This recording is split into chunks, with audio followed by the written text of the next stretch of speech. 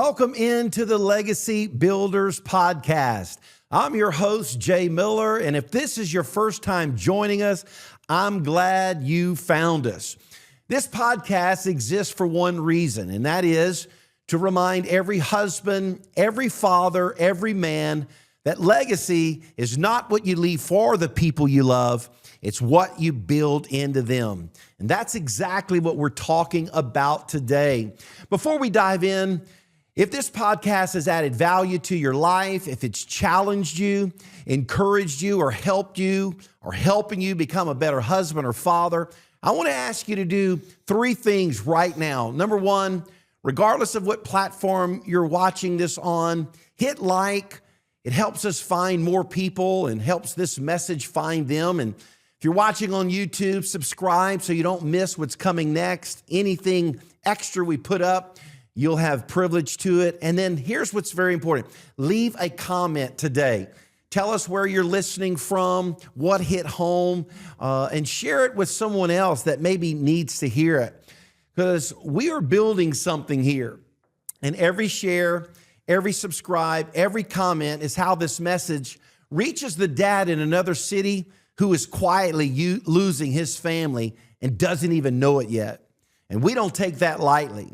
So thank you for being part of the Legacy Builders community. Now, let's get into today's episode. Let me ask you something before we get started. What are you protecting right now?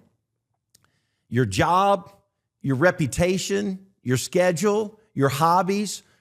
Most men protect all these things without even thinking twice.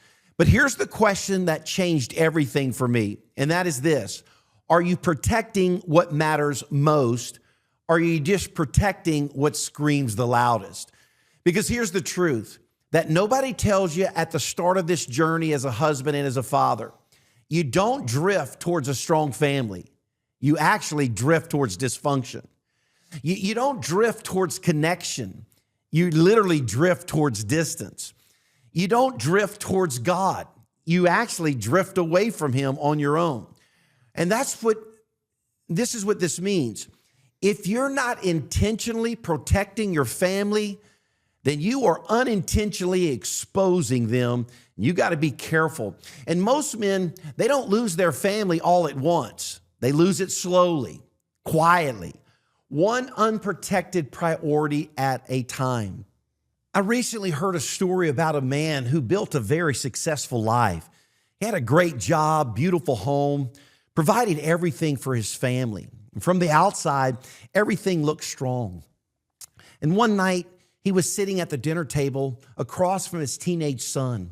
His teenage son was a senior in high school, and the dad was just trying to make conversation. And he asked his son a very simple question. He said, "Son, what is it that you want to do after high school?" His son was looking at his phone and barely even looked up. And he said something to his dad that stopped his dad cold. His son said these words, "I don't know, Dad. I just know I don't want to be like you." The dad kind of played it off and laughed it off at first. And he thought maybe it was just a phase or just something his son said randomly. But later that night, it wouldn't leave him. So he went into his son's room and he said, "Son, what did you mean by that comment earlier?" Here's what his son said. He said, "Dad, you've given us everything, but you were never really here." That man didn't lose his family in that moment. He just realized in that moment he had been losing them for years. Not because he didn't love them, but because he didn't protect what mattered most. You see, here's what I've learned. Legacy is not built in a moment. It's built in what you protect every single day. And today on this episode of the Legacy Builders podcast, we're going to get into that. In fact, today we're going to talk specifically about 5 priorities that every family must protect. I'm not talking theory. It's not just a bunch of church language. I'm talking real life, real pressure, real leadership. And today is especially meaningful to me because I'm not just talking about legacy, I'm sitting across from it. My guest today is someone I've known his entire life. In fact, I was there the moment he took his first breath. He's my oldest son, Sterling Miller. Sterling is 29 years old. He's a husband, a father of two incredible little boys, Beckham Jules, who is 3 years old, Callum J., who just turned 1. Sterling is the CFO of the family church in Lafayette Christian Academy. He grew up in this ministry. He watched it be built. And now he's one of the men helping to carry the vision forward. And it's more than any title or any role. I get to watch Sterling lead his very own family now. And I want to say something before I bring him in. There's nothing quite like watching your child become who you prayed they'd become. I raised 5 sons, and every one of them are different. Sterling, he'll always go down as my firstborn. And with that comes a weight. He watched me make those mistakes early as a father. He watched me grow. He watched his mom and I fight for our marriage, fight for our relationship, fight for our faith, fight for our church. And now I get to sit across from him and watch him do the same thing with my 2 grandbabies, his sons, Beckham and Callum. And so he's not just part of my legacy, he's actually building a legacy of his own.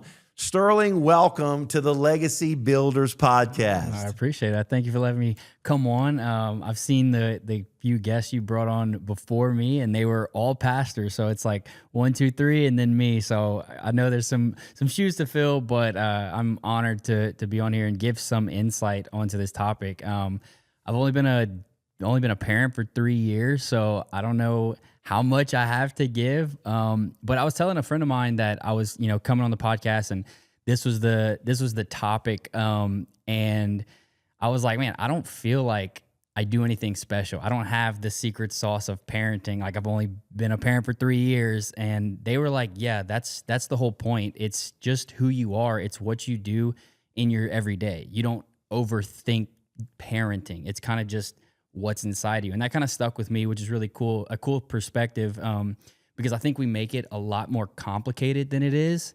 And it's really just showing up consistently, being involved in everything your kids are doing and what they're a part of, and being present. And that's probably what you're going to hear mostly from me today, is just it's everything done with small disciplines in every area. All these topics you're going to hear today, it's just small consistencies over time. We'll, continue to build that legacy.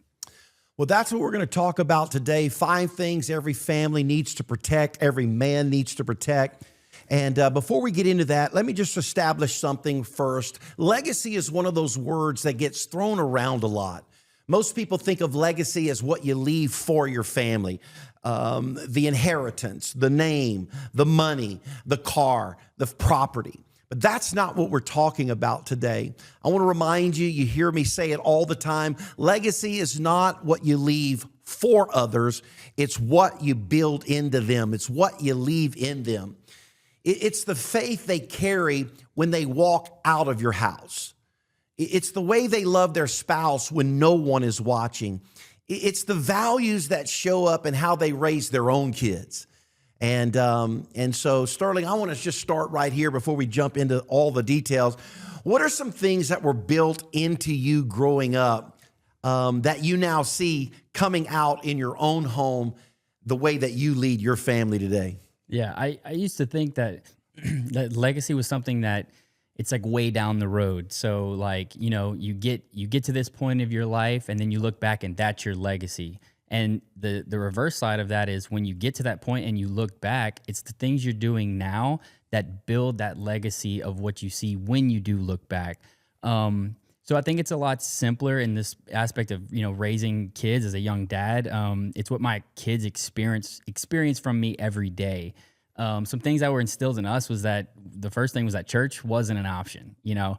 Being a part of the ministry, we grew up in the church, but Sundays were a priority for our family. And I remember growing up playing sports, we had growing up playing soccer, and then we got to the point where our team would, travel on weekends with select teams, and that's kind of when we pulled back from sports because, church Sundays are priority for us. So that's something that was instilled in our family when I was growing up, and then, something that I definitely intend to keep going with our kids, just making church on a Sunday a high priority. That, hey, look, we're gonna put God first and honor Him weekly and consistently. And I think there's good fruits that'll grow from that. I also think legacy is something that I got to watch every day from you and Mom, and that's watching you guys have 32 years of marriage. And I think a lot of people can't say that they got to see their parents stay together for 30 plus years. And I'm sure it wasn't always easy raising 5 boys, and you and Mom balanced the discipline and the love well. I think the discipline got a little more lax by the time we got to number 5, but yeah, we kind of gave up. yeah, I got a little more discipline than Britt, but you guys were always in sync with each other when it came to making decisions for our family. So as a part of seeing that legacy of a long marriage, that's definitely something I want my kids to be able to see one day, that in 30 years, Beckham and Callum can look back and say, no, my parents stayed together for 30 plus years. And that's also part of my legacy. Let me just say this, I was only 2 in our household, and my dad, he raised with a pretty strong fist. Tessie, on the other hand, she's the baby of 5. And kind of like we did with Britt, we just kind of gave up at the end. Well, Tessie's parents, she was 5. She wasn't disciplined one time in her whole life. And so when we started having our family, had Reagan, Jansen, the rest, I wanted her to discipline like I did. I was pretty strong with my discipline, pretty strong with my direction. And she was so soft because that's how she was raised. And one day I came to her and I said, baby, you got to tighten it up. These boys are going to roll you, And we talked a little bit, and she said, Jay, you be the dad. You bring the discipline. If that's your calling card, if that's your MO, you bring the discipline. You be the dad. She says, but let me be the mom. And let me be soft. And let me cuddle. And let me be long-suffering. And let me bring the grace.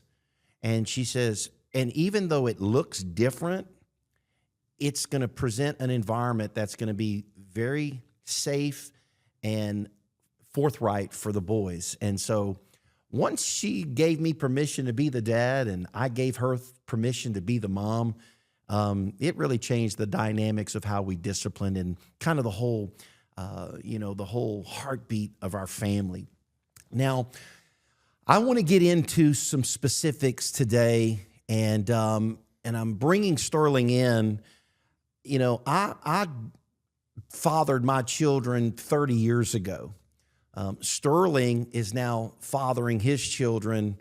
He's 3 years in, got 2 young boys.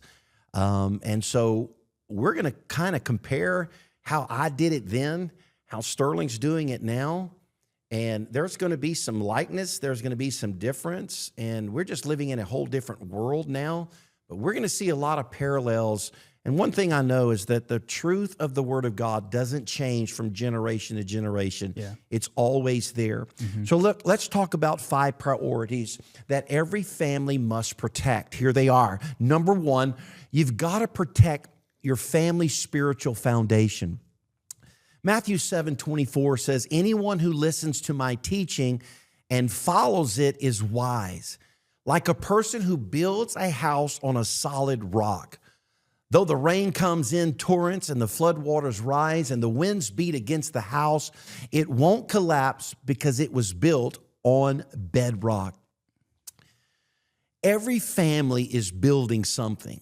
The question is, what are you building it on? You can have a nice home, great kids, financial stability, and still be spiritually fragile. Because see, storms in life don't expose your appearance, they expose your foundation. And your family will never rise above your spiritual ceiling that's in your home. And so here's how it plays out. Dad, if you're casual about God, then the home becomes casual about God. Dad, if you're inconsistent, then your faith becomes optional in your home. But dad, if you're present and you're pursuing, then that becomes the standard. And, it's kind of like building a beautiful home here in South Louisiana. Everything looks perfect until hurricane season comes. The winds come, the rains come, the floodwaters come, and all of a sudden, cracks, weaknesses appear. Not because the storm was so strong, but because what looked solid above the ground was never really secured below the ground. And really, that's the picture of many families today. They look great in public. They got the car, they got the house, they got the kids, they got the clothes. They look great in public, but they collapse under the pressures of life. And a strong house is not built in the storm, it's revealed in the storm. Sterling, you got two little boys, Beckham and Callum, and they're watching everything right now. Oh, yeah. And repeating everything. So what does building a spiritual foundation look like in your house at this stage with two young boys? Yeah, so for us, I think it starts with the little things. For us, it looks like me or Hannah waking up in the mornings and, we put on some worship music to start our day. And before, then when the boys wake up, obviously they come in, we'll sit on the couch and then turn on Mickey Mouse and whatever else they want to watch. But they're intentionally seeing us, put God first in that moment. When they wake up, they see worship music, on the TV or just on YouTube, something playing. And it's not even us saying, hey, we're having 15 minutes of worship time before you can watch, Mickey Mouse. It's just I think, and the prayer is that they're seeing that without us having to say, hey, this is our devotion time. They're seeing, oh, okay, mom and dad are up. They have worship music on. That's the first thing they're seeing when they wake up. And then, we go on with the rest of our day. But that's not every morning. There's some mornings where the alarm goes off, I hit snooze, and then you hear the boys wake up before us. So I'm going to keep it very practical. It's not like we do this 5 days a week. And it's hit or miss, but that's kind of like my workout routine. kind of hit or miss. So we try to do what we can, but I mean, everything's not perfect. Bedtimes are not perfect. Beckham goes to bed and he's asking for 100 different things. He remembers that he has to use the bathroom, and then he remembers he's thirsty because he doesn't want to go to bed. But something cool that we've been seeing, more lately is that he asked us to pray with him every night. He's like, Dad, can you pray with me? And then, that's something we've done with him since before he could talk, since he was born. And now he's, we're making him repeat after me when you pray. And he's getting his own prayer going. And then we'll do, his affirmations. He says, every night he says, I am highly favored. I'm a child of the Most High. I'm blessed and I'm obedient. And if I forget it, he said, Dad, we forgot to say highly favored. So he wants me to go through them. And so, I think that's something we do intentionally, and how we, build that foundation, because it'd be easy for us to rush through that part of bedtime. Hey, brush your teeth, get in bed. We were all tired. Let's just go to bed. But in those moments, we're trying to form those habits and shaping how he sees things. And it made me realize that my kids don't need more from me. They just need more of me. So being present in those being present in those moments matters to him more than anything else I could give him. Let me just say this to every father that is listening today. You don't need to be perfect, right? You're never going to get there. We're going to strive for perfection. We're going to strive for authenticity. We're going to strive to be the best, but we are fallen creatures. And so you don't need to be a perfect father. You're not going to be. You're going to miss it. However, you need to be present and consistent. That's one of the things that I see. And oftentimes what happens is men feel imperfect and they feel inadequate. And so they don't pursue that spiritual moment. They don't try to protect that spirituality. Oftentimes men will relinquish that role to the spouse. I'm going to bring home the check. You make sure the kids go to Sunday school and learn how to pray. And we all play a role in that. And it's good to have a mother that, makes sure that the kids are here and there and everywhere and that but man, when a father raises up and takes some leadership, Don't have to be perfect. You're going to make some mistakes, but you just be there, present, consistent. Man, it makes a difference in your family structure. So, men, one of the things that you've got to protect is the spiritual foundation of your home. Spiritual foundation of your home. Let's talk about priority number 2 as we move through. Number 2 is protect your marriage. Protect your marriage. The Bible says in Ephesians 5:25, for husbands, this means love your wives, just as Christ loved the church and he gave up his life for her. Let me say something that may step on a few toes here. Your marriage is not just a relationship, it's the engine of your home. When the engine is strong, there's going to be peace, there's going to be stability, there's going to be security. But let me tell you, when that engine is weak, when that relationship is weak, there's going to be tension in the home. The kids are going to feel it. The dog's going to know it. The cat ain't going to come around. And then distance now becomes the normal in your home. Here's what I learned. You cannot fake a healthy marriage. Your kids feel everything. They can read the temperature in the room better than you think. Think of a marriage like the foundation of a stage. Everything in your family performs on the top of it. At first, small cracks don't seem like much, but over time, pressures build, the weight increases, your family gets larger, and eventually that small crack becomes something great, and your marriage will collapse. Most marriages don't collapse suddenly. What I've learned is they erode slowly. And here's how it begins. It starts with conversations that are kind of difficult. So instead of engaging, you skip them.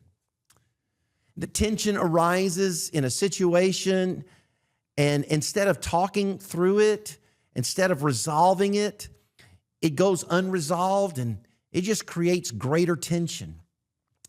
And then, then all of a sudden there's emotional distance. And then you have two people living parallel lives under the same roof. Let me give you something that's really powerful. The greatest gift you can give your kids is loving their mother well.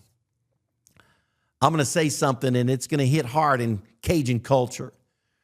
I've seen a lot of people reference their wife, and they call her my old lady. Sterling, you're in the younger crew. Do you still hear that term? You hear that older generation kind of use that term every now and then? Yeah, I say the older generation uses it, but yeah, that's just I was with my old lady. Yeah. Let me go ask my old lady. Let me tell you something. I've been married 32 years, and yes, we're getting up there. And my wife she's following pace. Wise. And let me tell you something. In 32 years, I have never called Tessie my old lady. The greatest gift that you could ever give your kids is loving their mothers well. Sterling, you're 7 years into your marriage, 2 kids into your marriage. What are some of the things that you've learned about protecting your marriage, especially now that you're in the thick of things with these young kids and they have so many demands, especially young kids. They got to be fed. You got to change them. You have to do everything for them, even your 3-year-old at times. Mm-hmm. What are some things that you've learned on how to protect your marriage? Yeah, so I 100% agree with, loving their mother well, because they're soaking up everything that they see us do, whether it's what we say, how we, treat other people.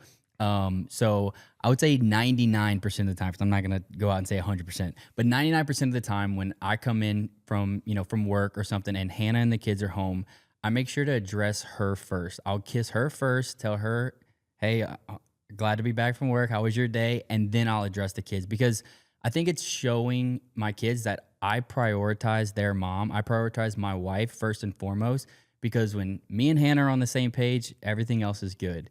And so I think it's one of those, intentional, unsaid things that, they're going to see me do, that hopefully, they'll do with their future wives, and then also shows some respect and honor to their mom just by how I treat her in front of them and not in front of them.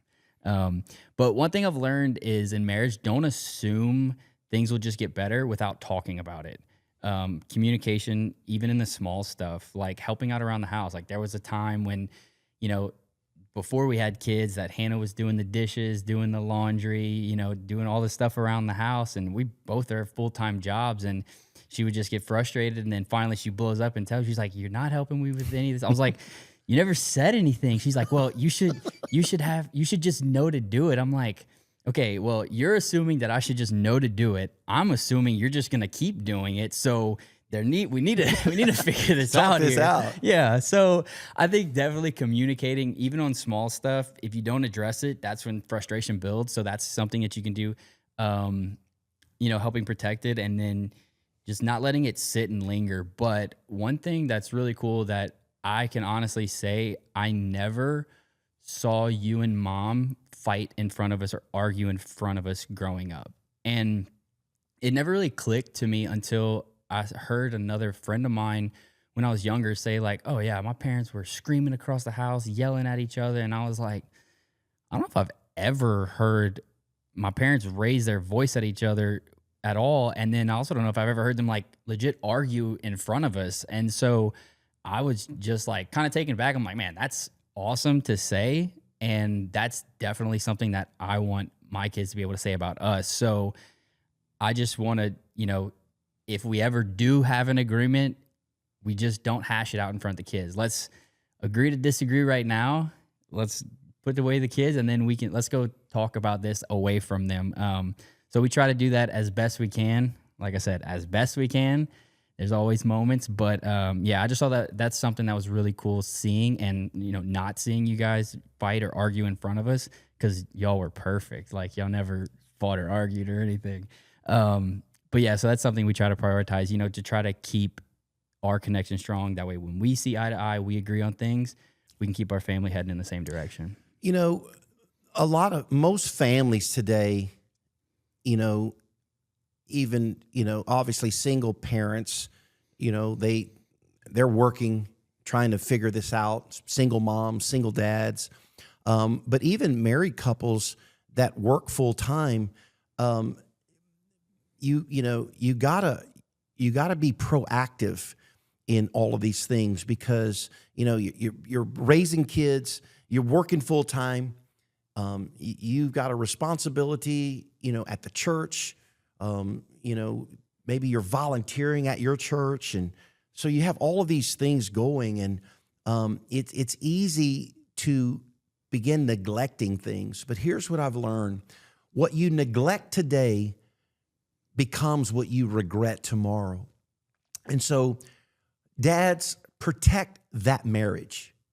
Protect that marriage and figure out ways to do that, especially when you're raising kids. Priority number 3, this one is really strong. I hope you catch this today. Protect your children's hearts.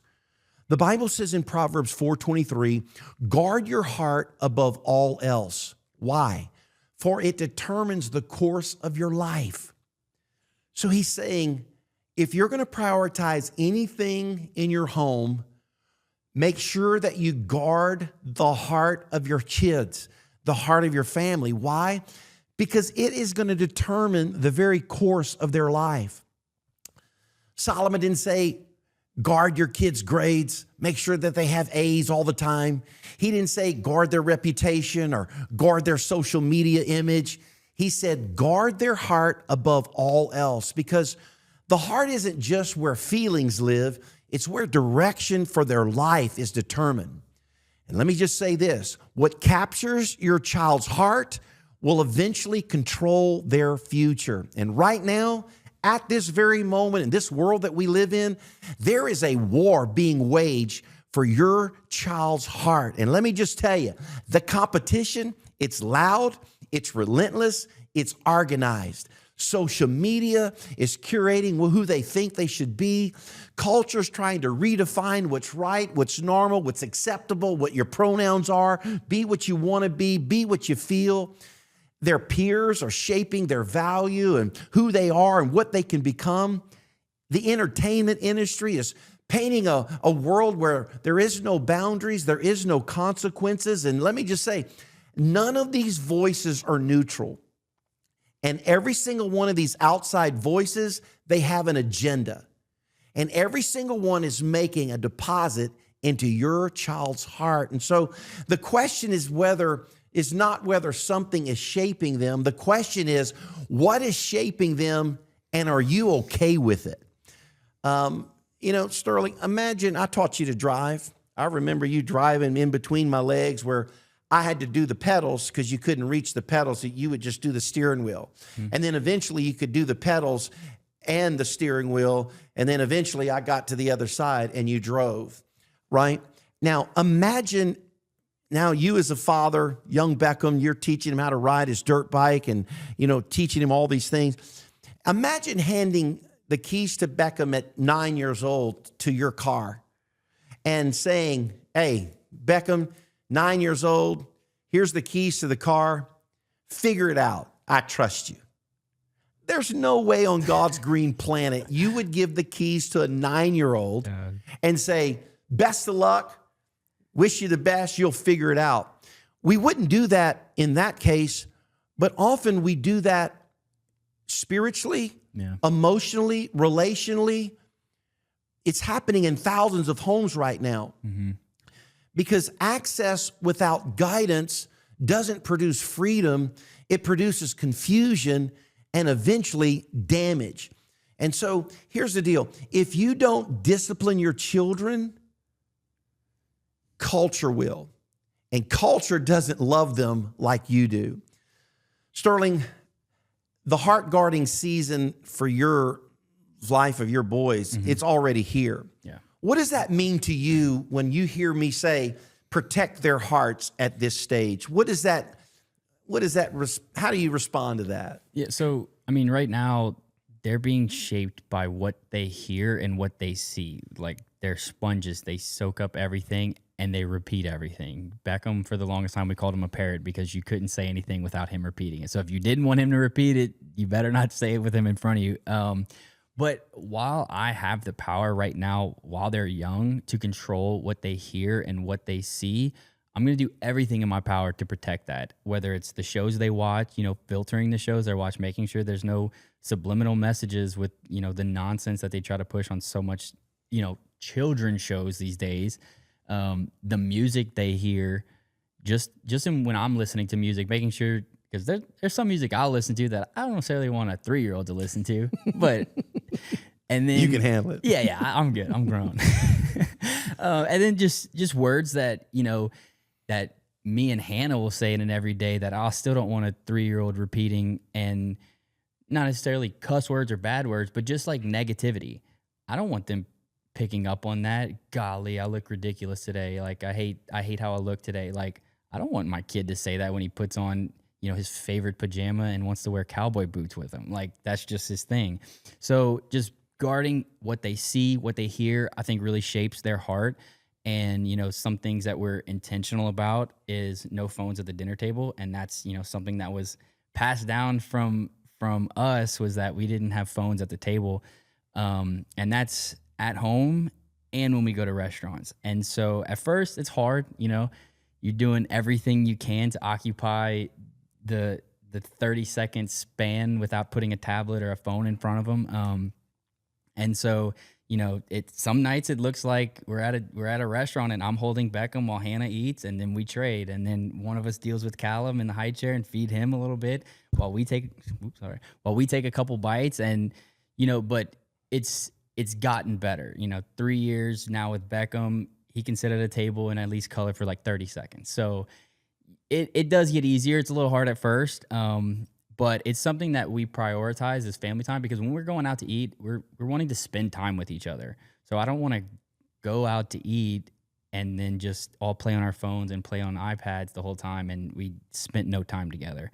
But another thing that's, when guarding them and speaking into them is that I saw an Instagram reel of this mom talking about giving their kid praise and honor to their to their spouse in front of their kid, but not directly to their kid. So they would say, hey, so and so did really good at this today, and they're just talking to their spouse, but the kid's right there listening. And so I saw that and I was like, there's no way that works. Like, there's no way that actually works. So I'm gonna test this out. So I think I took Beckham to Target, or we did something, went to the store, and he was very obedient, very polite, was great. So when we got back home, I had put, Beckham, and he's kind of doing his own thing now. And I said, Hannah, Beckham was extremely obedient. He was very polite. He said he had good manners. He said he was awesome at the store today. I wasn't looking at him when I tell it. I told it just to Hannah and let him hear. And then a couple of days later, he did something and he used good manners and was polite. And then he asked me after, he said, was that obedient with good manners? And I was like, yes, it was. I was like, this Instagram reel works. But it's those things like using, like speaking into them, like when I'm not directly addressing him and praising him, I'm honoring him to someone else. And he's hearing, wait, I did that good. I did that well. And Dad was happy about that. Let me do it again and keep it going.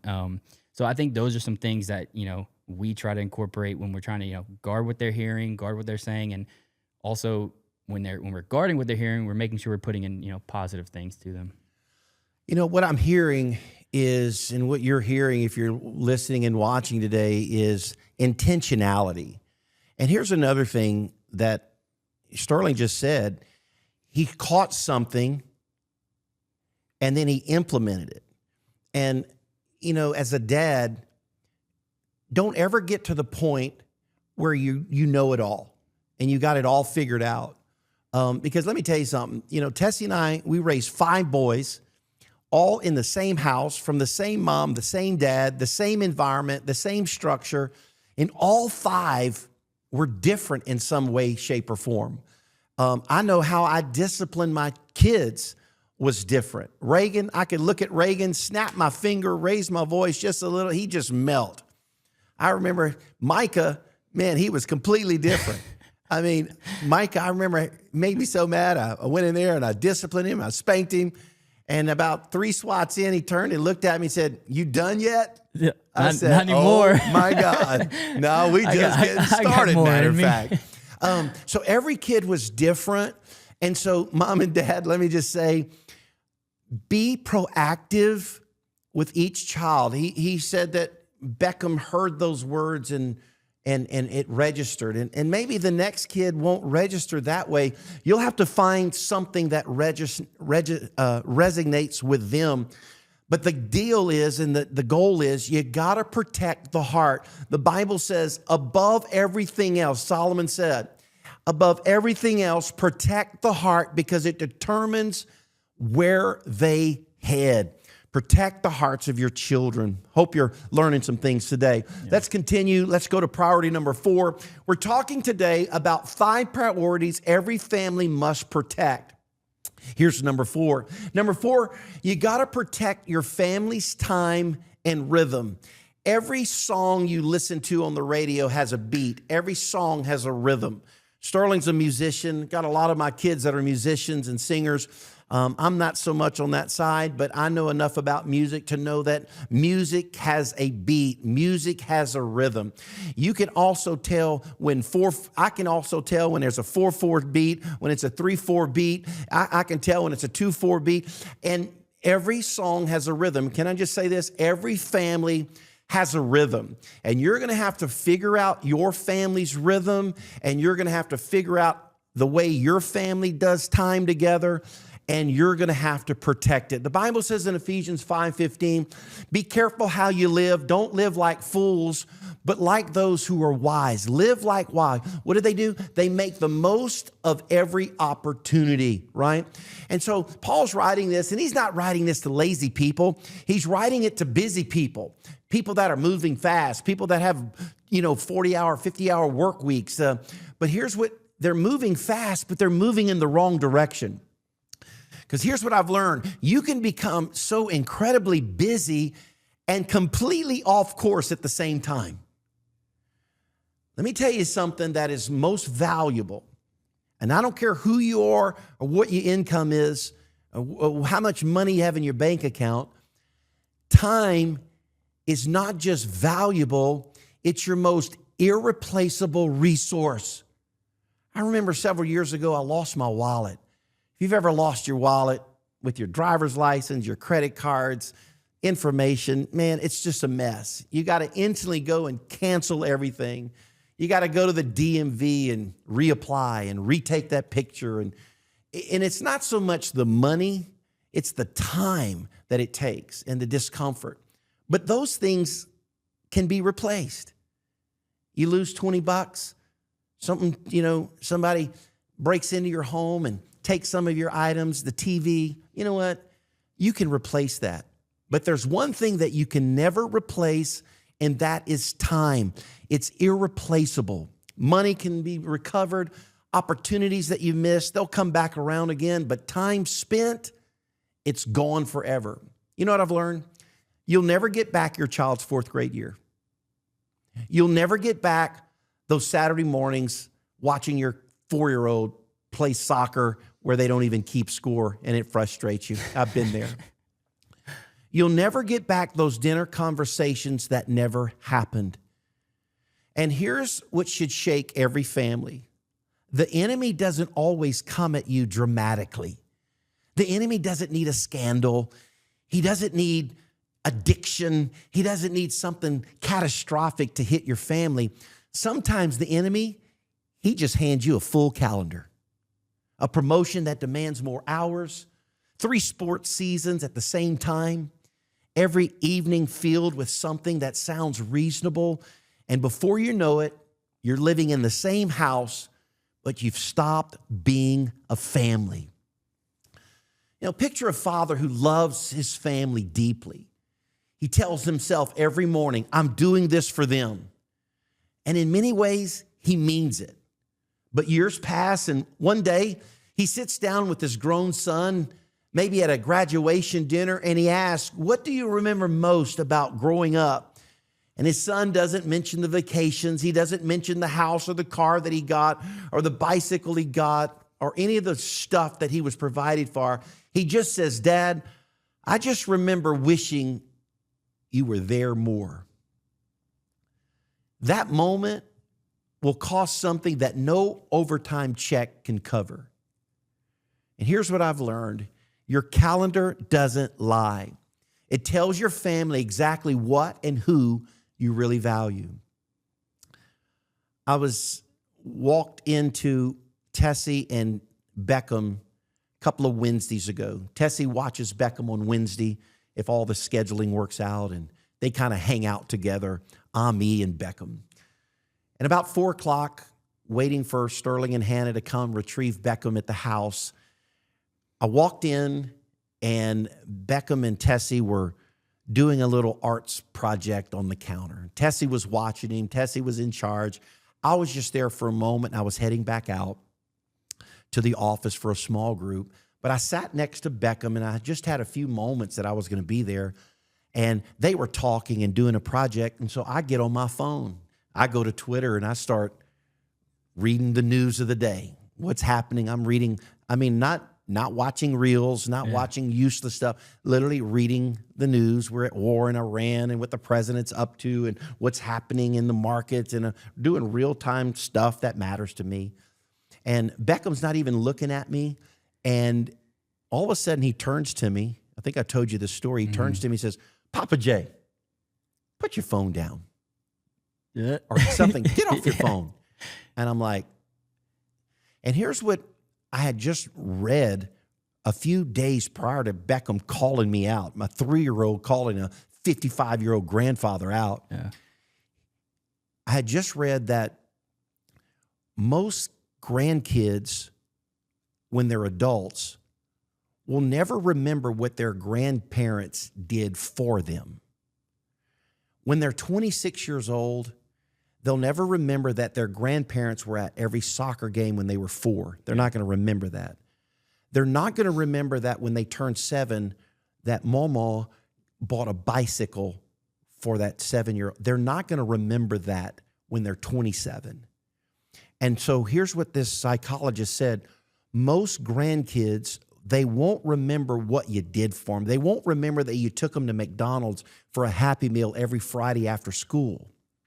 They're not going to remember that when they're adults. They will remember how their grandparents made them feel. Yeah. And I just read that, and I'm like, okay, that's interesting. And here I am. And in that moment, I made Beckham feel second rate to my phone. And I told Tessie after, you guys picked up Beckham and went home, and I was just kind of talking to Tessie about that conversation. I told Tessie, I said, I tell you what, I don't know. We have 3 grandchildren now. I don't know how many more we'll have in the future. Hopefully another 20 or 25 of them. I said, I don't know how many God has in our future, but I know this. I'll never have another grandchild ever call me out for being on my phone. I'm not going to miss that moment. And here's what I'm telling you. I'm telling you, we have to protect the rhythm of every family, because there's going to be conversations you're never going to get back. And so the greatest gift that you can give your family isn't what you provide. It's what you show up for. Sterling, one of the enemy's biggest attacks on the family is really just is busyness. If he can't get catastrophe, he'll just get us busy. How do you balance work, family, responsibility at the church, 2 little ones at home? What do you and Hannah do to protect your family's time? Yeah, so to that, before I kind of answer it, it's one of those things like we've looked at, like, you always want to provide more for your family. Like, hey, look, what could I do? Maybe get a second job on the side. I have this free time. I'm off Fridays. I could do something then. And then it's like, I look at that time that, yes, I could make some extra money for my family, but I would be away from my family even more outside of my full-time job. And unless it's paying something crazy, I'm not in the season of my life right now where I want to, put away that time to earn some extra money. That time is valuable to me, like time with them, spending time with them, because you only get a few hours. You may get an hour or 2 in the morning, and then, 5 to 8:30 bedtime, 9 o'clock bedtime, that's 4 hours. So like quality time during the regular work week might only be, 4 to 6 hours in a day. And I don't want to spend that, doing something else away from them when I have very few hours, especially in their young years of life. But for us, our work week is pretty scheduled. I wouldn't say we have a set schedule. I do think that helps, but I mean, for us, it's, get home from work, play with the kids for a few hours, dinner. We try to eat dinner together as much as possible, all at the table, no distractions, like I said, and then bath and bed. So I think some structure helps, but we're also not in that season of sports right now to where, you got one practice at 4 o'clock, one practice at 6 o'clock and running around. So while we can have that structure of, pretty regular schedule, we try to prioritize that, but we also try to be very intentional at not bringing work into how we show up with our kids. So when we have stressful days and we have, aggravations at work, we're not going to come take it out on our kids because You're talking about Hannah's side, not your side, right? Yeah. Of course, my job's never stressful. But it's like we'll download on each other, but not to our kids, because I don't want them. I think it happened once where either I said it or Hannah said it, and we were like, "Man, I was stressed out today." And then a couple days later, I heard Beckham say, "I'm so stressed out," and I looked at him. I was like, wait, what? First off, where did you hear that? Second off, what are you stressed about? You're 3. You stressed because they made you take 2 extra bites at lunch and you had to take a nap. Very stressful life, dude. And I was like, it was one of those things like, man, hey, look, we're not going to say that anymore. You have nothing to be stressed out about. And then it kind of triggered to us like, man, he's hearing what we're saying. So not taking that, work home with us and, how we live, because what I bring through the door sets the tone for the whole house. What Hannah brings in the door sets the tone for the whole house. And there was a point where, there were some things, at work that I was really stressed out about, some deadlines, different stuff. And I was watching TV with Beckham, and we're just laying on the couch watching TV, just us two. And my mind's racing, with work stuff. And he just lays his head on my chest and wraps his arms around me and goes, "I love you, Daddy."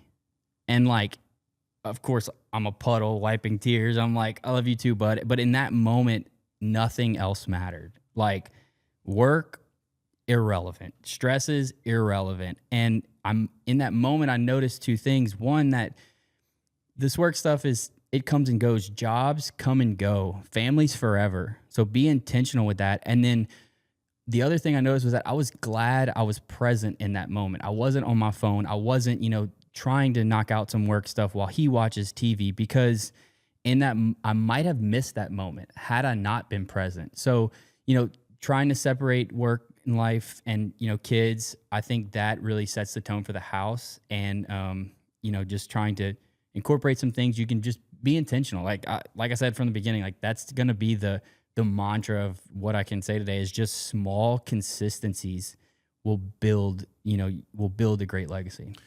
Let me just give us some practical reality here, and it's this. If it's not scheduled, it becomes optional. And you know what happens to optional things? They get bumped. Yep.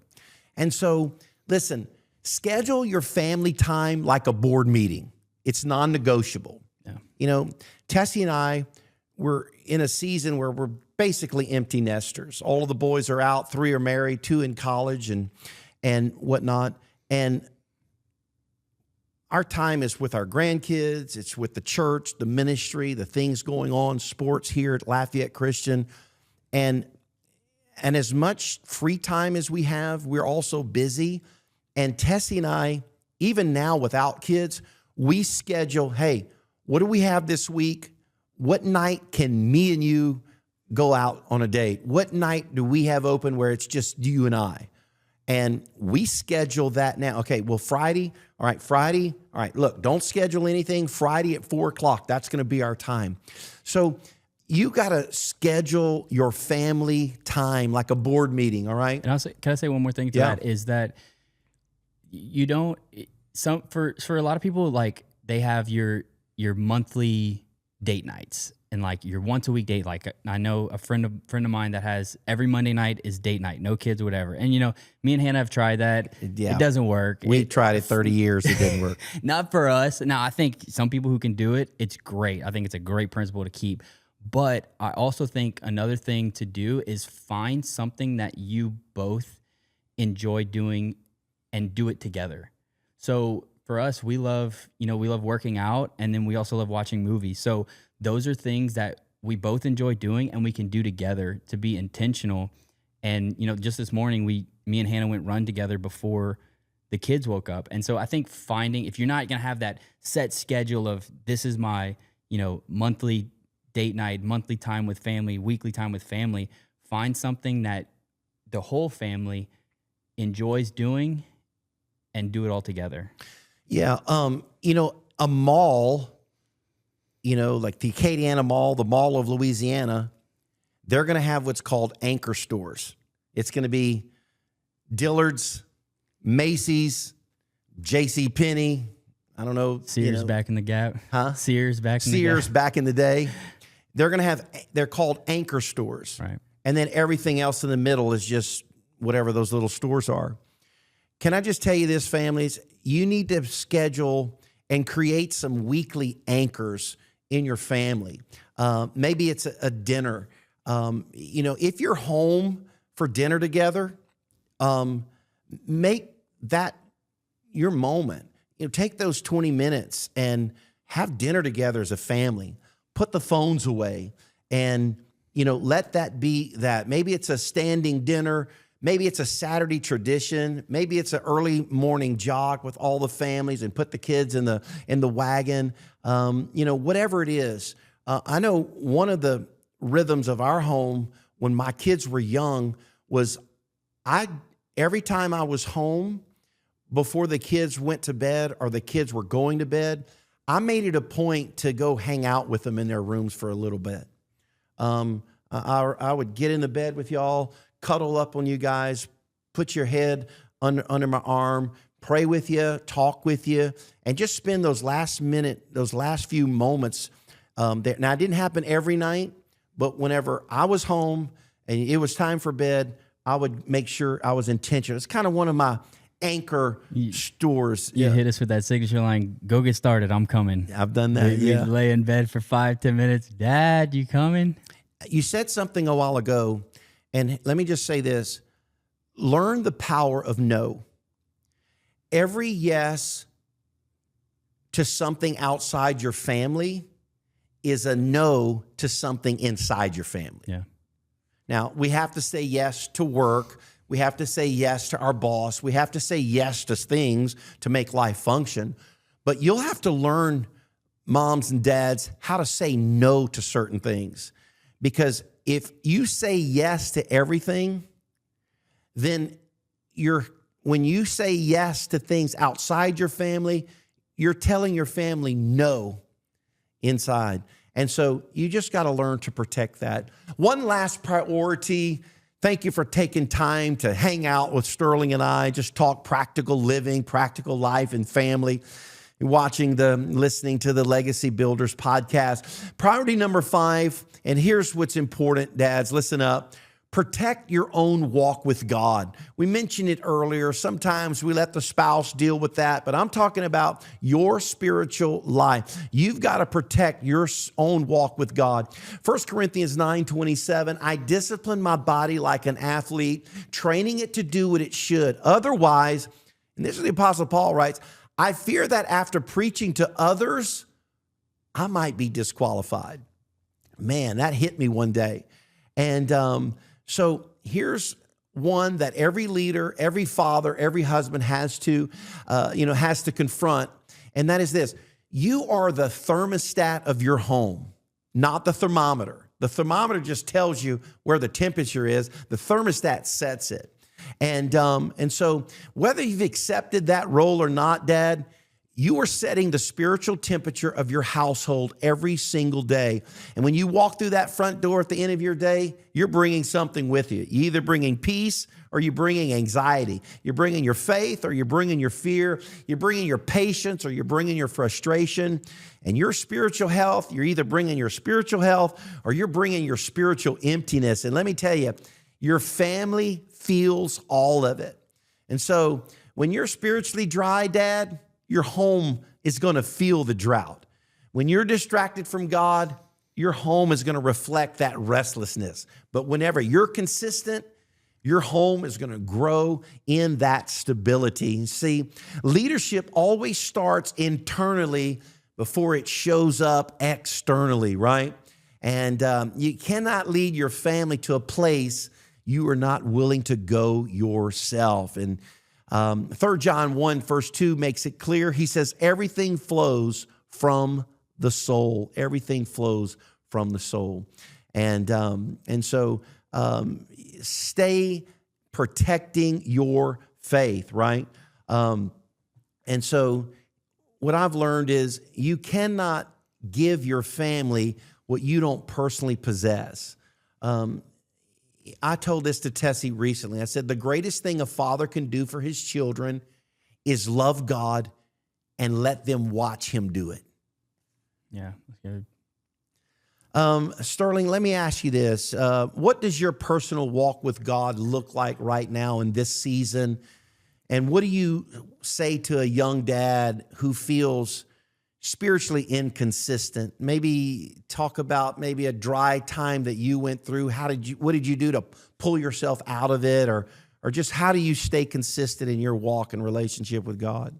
Yeah, for me, it's, obviously it's changed over the years with, going from single to married with kids. But for right now, it's just, I had to get real practical because not every morning you have those long, quiet mornings with 2 kids. I mean, they're up at 6:30 at the latest most mornings. So if I don't get it in before then, it's probably not happening until a later part of the day. But it is just finding, if it is 10 minutes in the morning before everything gets going, getting in the Word, getting intentional instead of just randomly sporadic. But I also love music.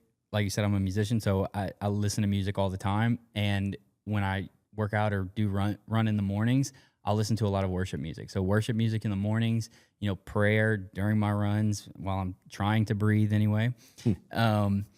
But just doing little things where you can, I think in itself is intentional, because if you feel for the young dad who feels inconsistent and they can't do it, I think if you feel inconsistent, it's because you're trying to do too much at once.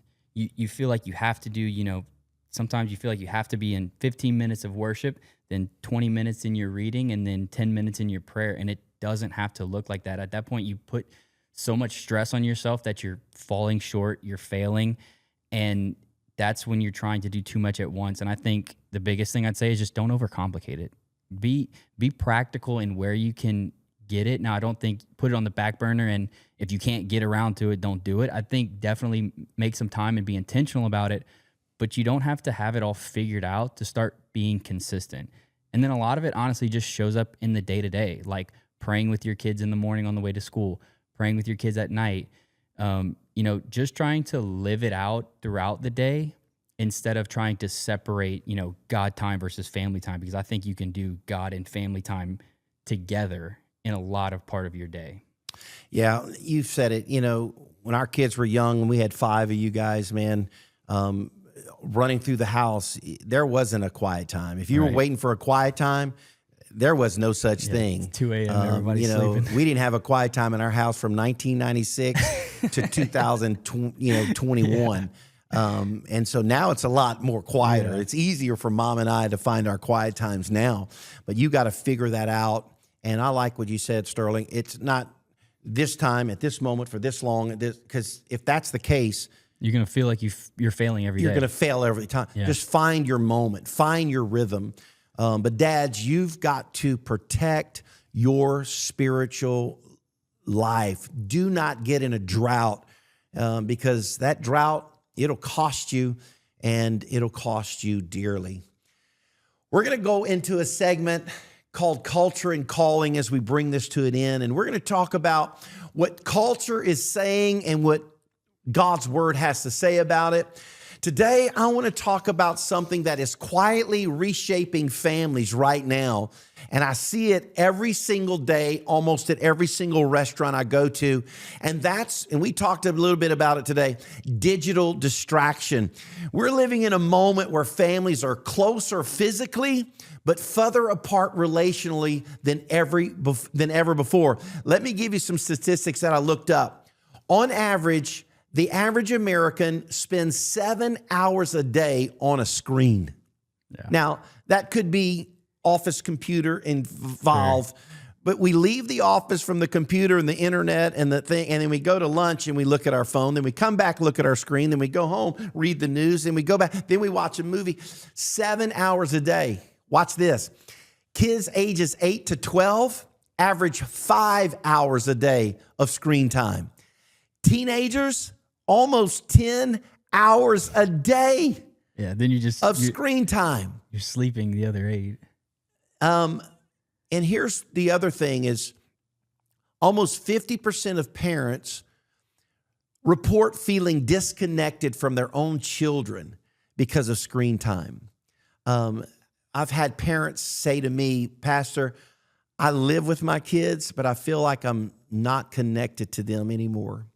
And I'll say something even, and we laughed about it today on a family text. The language that this generation uses is, and I don't mean foul language. No, I just like mean slang. Yeah. And this generation, I have to Google some of the responses that you guys put back. I have to go ask ChatGPT, what does this mean? Right? Talk about feel disconnected. And so that's kind of where we are. That scroll time. Here's what I've learned. If you don't control the screen will control your home. Yeah. And so we talked about them. Let me give you a couple of practical things in this whole digital world. Number one, and we did this from the jump, no phones at the dinner table. Make the table sacred again. How about that? That's good. Make the table sacred again. No phones at the dinner table. Look, those dinner time, what's funny is, Sterling, even at 30 years old, Reagan with a married and family, Jansen married, and the rest of the boys, we'll go into a restaurant, and I don't call you guys out. I mean, y'all are adults, but we'll go into a restaurant and we'll get 7 coloring sheets. And even at 30 years old, you'll play tic-tac-toe with Reagan, a 28-year-old, and y'all play tic-tac-toe, and we treat it like it's the grand champion of tic-tac-toe, and we're going to go to the nationals. And I've seen families at a restaurant come up to me when all 12 of us are there. Racing for the crossword puzzles. Crossword puzzles, playing hangman, playing gotcha and tic-tac-toe, not looking at our phone. I don't know how many times we've left a restaurant and someone will come up to me and said, that is simply amazing. Because you look across and everybody's on their phone. Everybody's not engaged in a conversation, always on their phone. Make the table sacred again. No phones at the dinner table, right? Here's another thing. Create one intentional family moment daily. Maybe it's a conversation, maybe it's a prayer, maybe it's a laugh together. Just create an intentional family moment. Whenever you're all there, seize the moment. I remember one day I walked in and you guys were on phones and y'all were teenagers and everything. I said, hey, I'm going grab ice cream. We go on to Sonic. I mean, you guys love language. Gary Smalley said there's 5. There's actually 6 love languages. Y'all have the 6th one. It was food. 100%. I said, everybody who leaves their phone and gets in my truck, all you can eat Sonic. Dude, y'all would throw those phones from 100 yards away and jump in the car and go. And I use that, now it cost me $50, but I use that as an opportunity just to create a family moment. I remember we'd go to the Karen Crow Sonic and we wouldn't pull into the little push the button, call the lady. Yeah. We'd go to the back where there was a picnic table. Sit at the picnic tables. And we'd order, hit the button, and we'd sit at the picnic table with no phones. You'll have to learn how to create those moments in your life. Here's another thing is, especially this, Mom and Dad, put the phone down when your kids are talking to you. If not, I'm going to send my 3-year-old grandson. He's going to call you out. Yeah, there was a moment that it happened to me, and I was doing something, and he was like, Dad, put your phone down.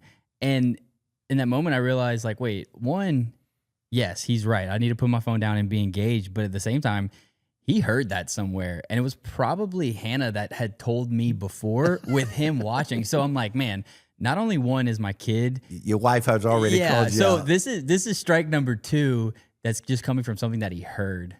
And so I'm thinking about that Beckham moment, and I just felt the Lord speak to me, and I wrote it down, and it was this: don't let a screen steal what God has called you to lead. Yeah, that's good. And that's your family, that's your home, so be careful. Final challenge and close today, Nehemiah chapter 4, verse 14. Don't be afraid of the enemy. Remember the Lord who is great and glorious. And he tells us, fight for your brothers, your sons, your daughters, your wives, and your homes. Nehemiah didn't just gather the men of Israel for motivational speaks. He gathered them because the walls were broken down, the city was exposed, and the enemy was circling. And he looked these men right in the eye and he said, fight for your families. That word is for every man listening to this podcast right now. Fight for your families. The walls around some of your families are cracked. Some have gaps that has been growing for years, and the enemy is not waiting for you to feel ready or feel the moment. It's time to pick up the sword. It's time to rebuild. So before you close this episode out, I want you to answer these 3 questions honestly. Number 1, what have I been neglecting? Be specific, name it, write it down. Number 2 is, what will I start this week? What can I start this week? Just take one step moving in that direction. And here's number 3, who will hold me accountable? Name them. Could be your spouse, could be a friend, could be a coworker. Call them and have them make you accountable, all right? Man, so good to have my son Sterling on here. I get to watch him live out his legacy and build that legacy with that next generation. Sterling, final thoughts before we close out today? Yeah, for me, it was, like I said to start, it's just been realizing that you don't need that secret sauce. You don't need to be perfect. It's just small consistencies done regularly, and let it just be who you are and what you do every day. That way you feel like you don't from the inside, you feel like you don't have it all figured out, but somebody looking out is like, no, it's just what you do. Just being present, leading your family, and just being consistent. And that's what I tell anyone: just show up in the small things well, because that's what's going to build everything and continue to build your legacy. When you look back, it's the little things you did on a consistent basis that build what people will call your legacy. Remember, dads, you don't build a legacy in a single moment. You build it in the daily decisions that nobody applauds. In the mornings, you choose the word over the phone. In the evenings, you choose presence over productivity. In the conversations you had when you were tired, but you showed up anyway. That's how you build a legacy. Legacy is not built in the highlights. It's built in what you protect every single day. You've been listening to the Legacy Builders podcast, where I remind you, legacy is not what you leave for others, it's what you leave in them. Now go home and build something that lasts. We'll see you next time. Be sure to hit like, hit subscribe, leave us a comment, let us know what you learned today, what you love the most, where you're watching from. Can't wait to see you next time right here on the Legacy Builders podcast. What you plan inside will be